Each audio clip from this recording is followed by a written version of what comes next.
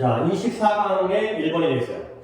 얘는 좀 주제라든가, 그러니까 글이 약간 딱 대조관계가 등장을 하기 때문에 요약문도 나올 가능성이 있어요. 요약문이 또 이제 서술형도 나올 수가 있기 때문에 약간 난이도가 높은 문제로 만들어질 수 있을 것 같고요. 일단 관중 있잖아. 우리가 어떤 동작, 어떤 스포츠 스타라든가 경기라든가 아니면 우리가 뭐 노래를 부른다든가 아니면 뭐 발표를 한다든가 이럴 때 관중의 존재가 우리에게 플러스가 되느냐 마이너스가 되느냐. 근데 그게 관중에게 달려있지 않다는 거예요. 뭐에 달려있냐면 이 공연자, 어떤 임무를 수행하는 사람 있잖아. 발표를 하든 노래를 하든 이 사람에게 달려있는데 뭐냐면 이 사람의 그 업무에 대한 그 임무에 대한 스포츠든 아니면 노래든 거기에 대한 지배적인 그러한 행동에 따라서 그걸 도와준다. 이게 뭔 말이냐면 내가 예를 들어서 노래를 잘해. 그러면 노래를 잘하는 사람이야. 그리고 노래가 되게 쉬운 노래야.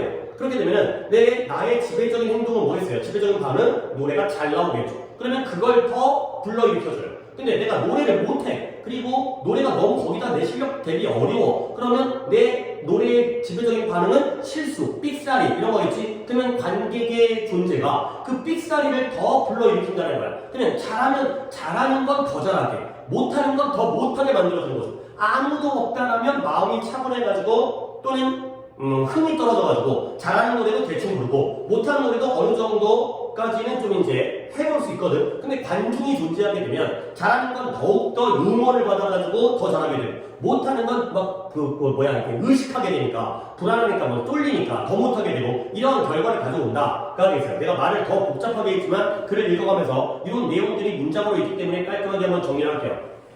그리고 drive arousal이 나오는데 이 drive라는 단어는 요즘에 진짜 많이 나오잖아요. 이번에 이제 육모에서도 나왔었고 drive라는 게 물론 운전하다잖아요. 근데 운전하는 게 뭐야? 차를 몰고 가는 거지. 그 몰고 가다에서부터 이야기가 시작이 되어지는 거야.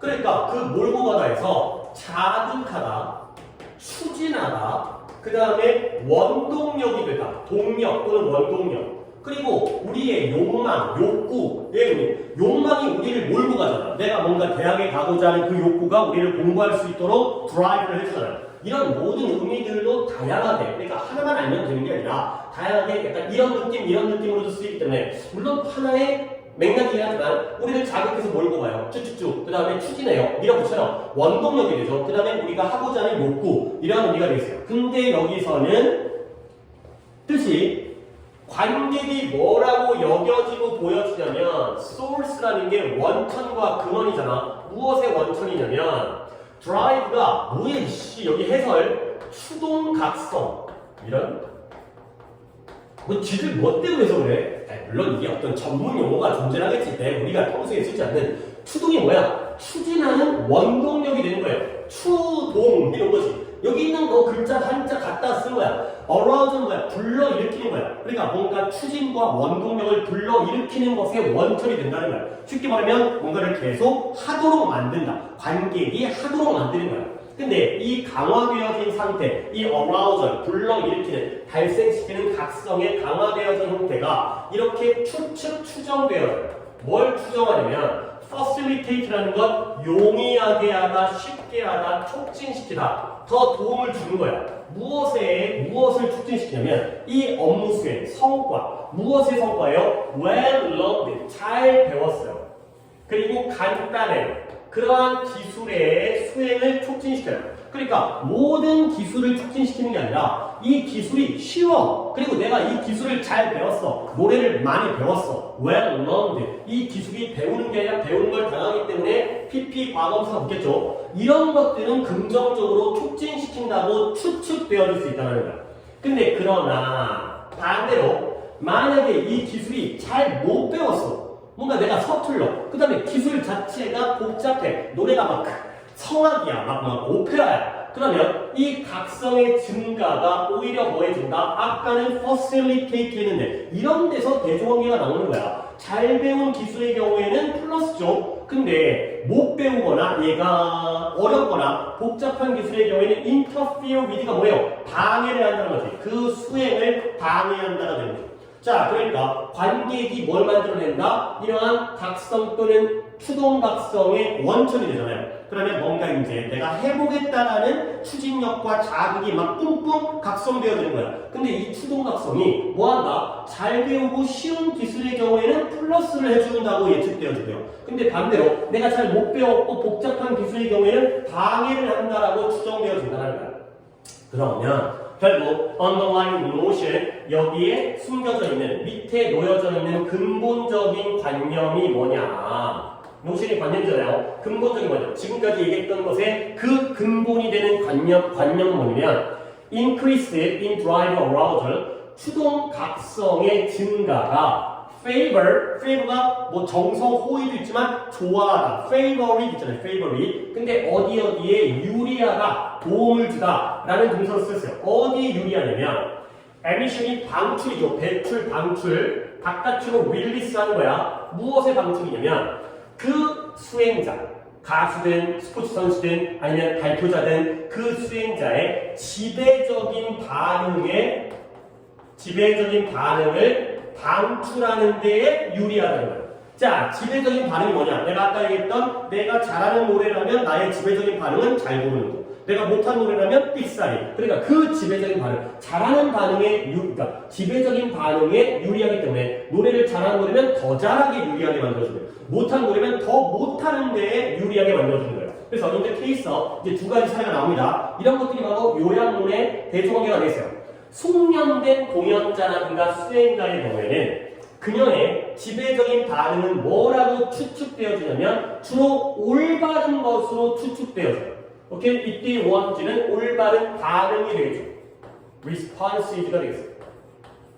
그러니까 이 반응이라는 게 이런 거지. 뭐 단추에 맞춰서 노래를 한다라든가 이건 하나의 반응이잖아. 그 다음에 운동 경기라면 축구 경기라면 우리 아군의 동료의 패스에 반응을 한다라든가 이런 것들이 반응이죠. 근데 그 반응이 내가 기술이 뛰어나다면 당연히 지배적인 반응은 뭐예요? 올바르게 반응하는 거야. 박자에 맞춰 노래를 하고 축구가 패스가 오게 되면 올바르게 건네주고 골을 쏘고가 되는 거죠. 결국 그녀의 성과가 어떻게 되는 거냐? 이렇게 자리 잡게 되는 거야.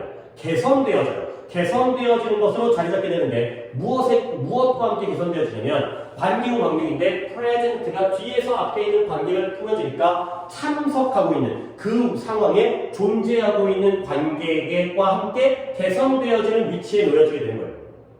아, 그러니까 기술이 뛰어난 공연자의 경우에는 더 좋아지겠구나. 개선되어지는구나.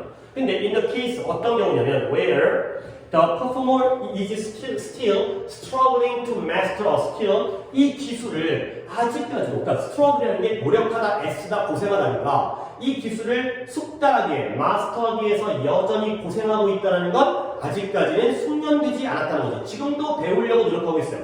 그렇다면 부정확한 반응들이 존재하겠죠. 근데 어떻게 존재해요? in abundance.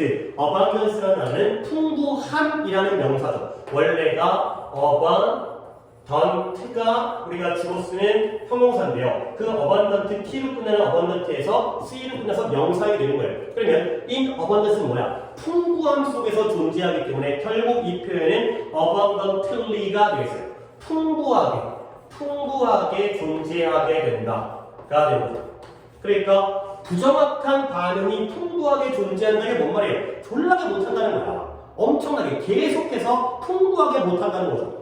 오케이? 그리고 그리하여 그것에 의하여 뭐라고? 지배적인 반응이라고 추정되어지죠. 그러니까 내가 아직까지 어떤 경우였어요? 이 수행자가 이 기술을 갖다가 숙달하기 위해서 아직까지도 고생하고 있는 경우에는 부정확한 반응이 풍부하게 존재하게 되니까 그게 지배적인 반응이 되는 거죠. 잘하는 동작일 때에는 지배적인 반응이 잘하는 거고요. 능숙한 거고요. 그 다음에 못하는 때에는 이러한 부정확한, incorrect한 반응이 지배적이겠죠. 그러면 그 결과 관객의 존재가 또 한 번 이 지배적인 결과에 유래가 되잖아요. 그래서 그 결과 looker, 구경꾼이죠. 구경꾼은 오직 뭐 할 수 있어요? worsen, 악화시킬 수가 있다는 거예요. 근데 무엇을 악화시키냐면 그 공연을, 그 성과 수행을, 이 초자의 공연을 악화시킬 수가 있죠. 초자는 못할 테니까. 그리하여 이 공연자의, 자, 마지막 정리 문장입니다. 정리 문장이 너무 잘 나와 있어가지고 요약문을 만들려면 이 문장을 빼야 될 것 같아요. 이 문자는 빼버린 다음에 이 문장 비스무리하게 요약문을 만들 것 같은데 마치 요약문처럼 보여요.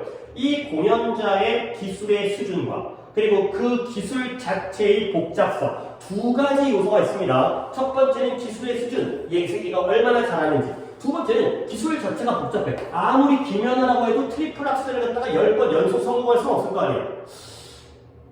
근데 김연아는 관객이 많아도 잘하죠.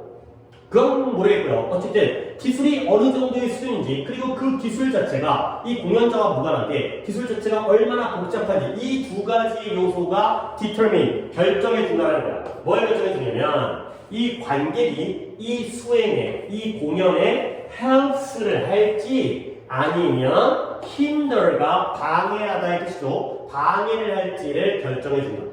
이 공연자가 어느 정도의 뛰어난 기술이 있고 그 기술 자체가 얼마나 복잡하고 간단한지에 따라서 공연자가 이걸 갖다가 공연자가 도움이 될지 방해가 될지를 도와준다. 자, 내용도 정리해 볼게요. 공연자의 기술이 뛰어날수록 관객은 어떨까요? 도움이 되겠죠. 근데 얘가 잘하니까. 그리고 반대로 기술의 복잡성이 낮을수록 기술이 간단할수록 도움이 되겠죠. 약간 이런 식으로도 내용을 갖다가 말장난으로 만들어낼 수가 있어요. 반대로 기술이 낮을수록 방해가 되고요. 복잡이 할수록 더 복잡할수록 방해가 되겠죠. 알겠죠? 이렇게 정리해 주시면 되겠어요.